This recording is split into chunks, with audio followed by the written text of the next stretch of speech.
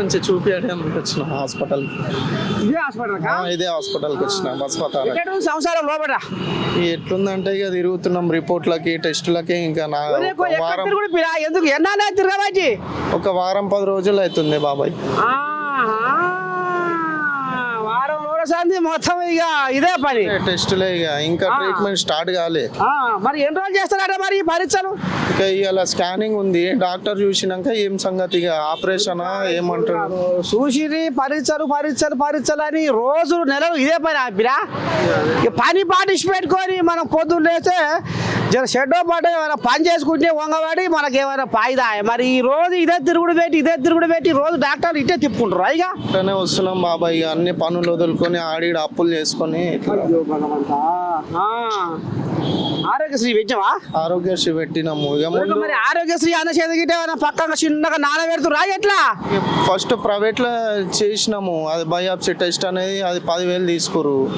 ఇక తర్వాత మా తన పైసలు లేకుండే వేరే స్కానింగ్ అని చెప్పారు, దానికి 10,000 అయితే అని అంటే ఇక మాతో కాదు సార్ అని అంటే అప్పుడు డాక్టర్ ఏం చేసిండు ఆరోగ్యశ్రీకి రాసిండు.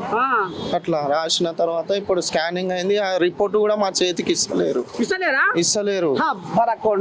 నీ దండం పెడితే నాయరు. ఆ టెస్ట్ డాక్టర్ కే పోతుందంట. ఎక్స్రే తీసిరు, అది డాక్టర్ చూసినాక వాళ్ళతోనే ఉంటదంట. రిపోర్ట్ మన చేతికి ఇయ్యరు.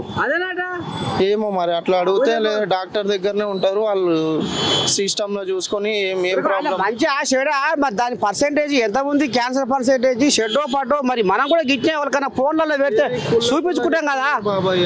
ఏమైతుంది ఇప్పుడు మామూలు చిన్న హాస్పిటల్లో పోతే ఏంది, ఇప్పుడు జ్వరం వచ్చింది ఈ గోలి వాడు ఈ సూది తీసుకో అని చెప్తారు. కానీ అట్లా లేదు.